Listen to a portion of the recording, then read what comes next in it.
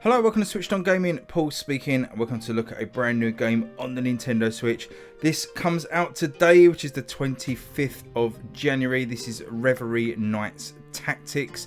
This comes from 1C Entertainment. So big thanks to those guys for sending over a copy. We're going to show you some gameplay and talk a little bit about this game and just see if it's something that piques your interest. So let's get into it.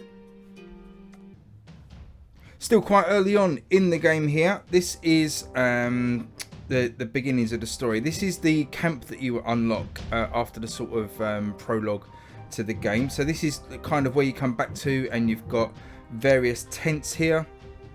Start off with Garlos. I think his name's Garlos Garlic or something. But he's the camp cook, and you bring him ingredients, and he can make you items like restorative items and buff items. So you've got a cook. You've also got Barat, who is a scribe, and basically you can bring him tomes and he will decipher them, which again give you different buffs that you can use in battle. And then finally you've got the camp commander, where you get your missions from and sort of progress the story. Haliras is a pirate, so he will give you all the different missions and story plots that you need. You've got this menu top right hand corner. You've got a glossary here, so these are your characters. You play as Aurora. She's trying to fight back against the elven invasion that's happening. Her friend Brigadine, and then various other characters. You can have up to 4 in your party at any time that join you later in the games. We say it's Garlos the cook, Halarias, Heleron, Marius. It's quite a good little guide here. You've got the places that you visited. You've got a bestiary, and then a helpful guide as well with some tips and stuff. So a lot of good information. The actual production quality here is really high. Really beautiful graphics, like hand-drawn watercolor graphics. Really nice. So when you're ready to leave on a mission, you go over here to the world map, and this is where the story plays out. So we're on the road to Ranak. Let's just show you some of the combat. This combat is grid based. Before you get into that, you get these little story snippets. And again, as I like to do, I won't sit on these for too long because I don't want to spoil it, but it gives you just an idea of how the stories play out. You've got these sort of semi-animated little characters, but they're beautifully drawn. The backgrounds are really nice. Just really, really nice artwork. So we're going to skip through this. Oh, you've got this system actually, before I skip through it, of sort of a quite common in games now, but like a good and evil choice, or good and bad choice. This stays with you, so you build up either a light side or a dark side meter kind of thing, and it affects the decisions that you make later in the game and the way people respond to you, which is really cool. And it does come up pretty early. The decisions that you've made get played back to you, so it's pretty cool. Didn't give you a price for this one. It's $24.99. I think it's about £22 in the UK. Bit of a discount early on. Girls here deciding to use an invisibility scroll, one of the tomes that they got deciphered back at camp. Kind of this early gameplay technique. So they managed to get past the enemies that were around, but by doing so, something else was triggered. So we've got these creatures that we now need to fight. Again, we're going to skip through the dialogue. And it's just explained here that you can get ambushed if you make certain decisions. So the game switches then to a grid-based isometric combat. One of my favourite types if you play something like XCOM or Disgaea. All those great games. I mean, the Switch is absolutely full of these strategy tactic games, and just absolutely love them. But this one's got a few nice wrinkles. First of all, the way the grid is laid out. You've got these little crystals on the grid. So the green ones restore your health, the blue ones restore your mana. Just going to use a D-pad actually, so it's slightly easier to move around. So reaching these squares will restore that, which is really cool. Also, it has destructible environments. So these sort of plants here, this spiked flower, you can attack them, and sometimes you get items drop, and it can also have area of effect benefits as well. You know, the plant can explode and damage everything around it, so it's pretty cool. You can switch between characters with L and R on the controller. See that on the left hand side there, you've got a little party bar, and obviously your character's information is in the bottom left. At the bottom of the screen are your actions. Press Y to bring up the access to that. We've got this first action here to the leftmost of the bar.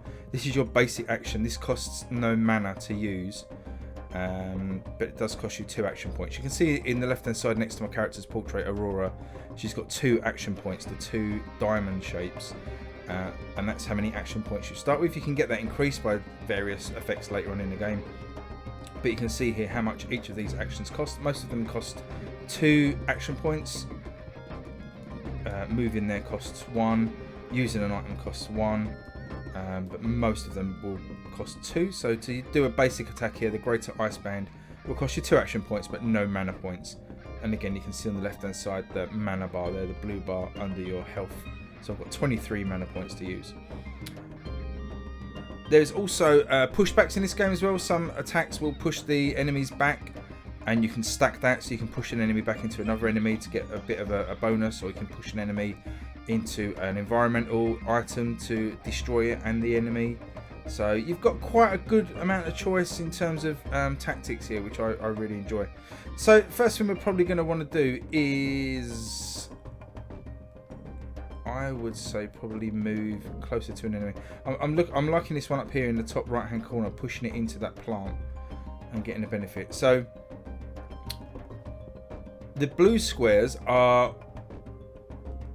1 action point to move. They're basically the ones you can walk to, and any yellow square is going to cost you 2 action points to move. And then I think there's red squares, which just mean you can't move to them. But I'm just trying to decide what best to do. I have got an attack with Aurora that can damage something 5 squares away. I'm thinking if I can hit this, which I can't, it's too far away. Okay. Tell you what, let's move here. And let's attack that enemy into those thorns. So use a basic attack on this enemy. I don't think, yeah, that attack didn't do a pushback. Never mind. When your goes over, you can then choose a face-in as well, so to make sure you don't get blindsided. As like most of these strategy games, if you get attacked from the rear or the side, you lose a certain amount of health. So our next character, Brigadine, she can do a pushback here. You can see that her basic attack, the Shield Bash, costs 1 action point to use and does 5 damage and pushes 1. So this is the one I should have used. So I'm going to push this enemy. You can see there the yellow arrow showing that it's going to be pushed into that spiked flower.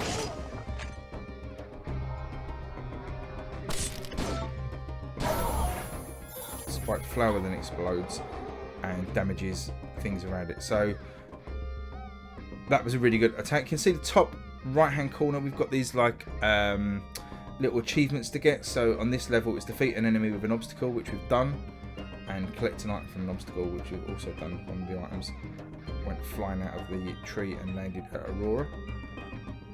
So that's Brigadine's go. So we've used both of our items. We just need to choose a face-in now for Brigadine. We'll face her that way, and that's the enemy's turn to have their moves. Enemy stole the green health crystal, which is slightly annoying. As we said, Aurora has got an attack here that can hit up to 5 spaces away. She's got this ice ball. This is lovely animation as well. Really nice. I think what I'm going to do with Brigadine is to try and get her to push this character away. So I'm going to do another shield bash. And get this dog goblin away from us. Now I've got a choice of facing here with Brigadine because I've got kind of surrounded by enemies, but I'm going to block from that one, but it means I'll probably get hit from behind by this other dogbling. Yeah, that dogbling did just pee up me and then set it on fire, which I thought was quite a cool move. Now then, you can see in the bar at the bottom now, we've now got a new icon, this team attack icon. When you're near another character and you've both got action points left, you can trigger this team attack, which is really cool. And it does kind of a Disgaea-like animation, so you get this like kind of animation showing you're doing a double attack. And that takes care of that enemy. Brigadine still has an action point left. I'm going to get her to use taunt, which means the enemy will focus on her, but she's got a better defense.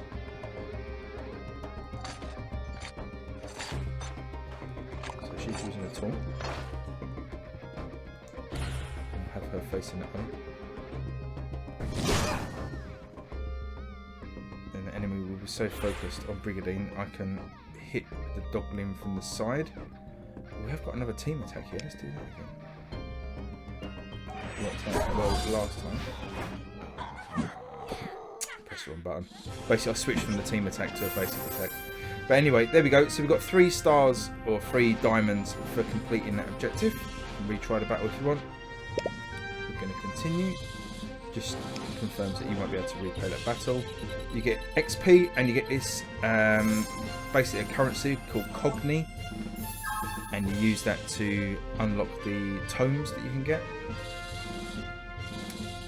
and you can buy new things with it, new tomes. We've also got this item, Dogbling Tusk, a sharp tusk from a dogbling, and you can use that in the recipes with the cook back at the camp. So that's all cool. We've got a skill unlocked with Brigadine. A new skill, she can use Grab, where she swaps places with a nearby enemy unit, costs 1 action point for mana or resistance, removes all negative status effects from an ally up to 3 tiles while making them resistant to all negative status effects for 3 turns. I quite like this swap with an enemy. We can then update our characters. See this character sheet here? So this is Aurora's, this is Brigadine's.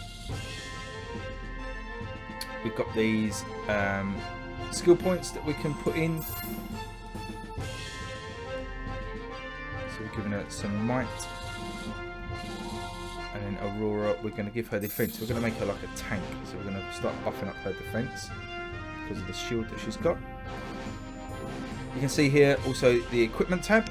So we have got some equipment. We've got Tome of Apprentice. Tome of Tanatoa. So you can give your characters some equipment. And then the skills over here as well, once you learn new skills. So the one we had for Aurora, all that's all automatically been put into her skill slot, so she's got Grab now. But as you get more skills, you can swap them out and arrange them here, which is cool. And then these are all the items that we've got. So we can use any of these. So for example, we could use the... we don't need to use the muffin, do we? Just going to restore their health, but it gets automatically restored after a battle anyway. So then we go back to another cutscene.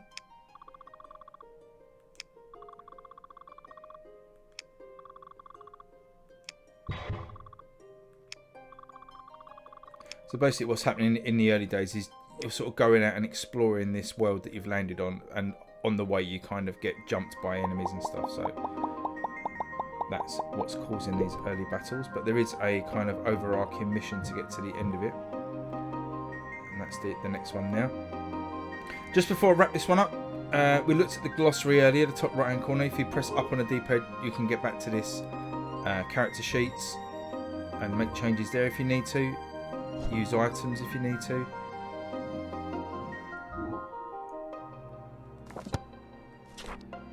And you can see the mission there, the Road to Ranark. Reach.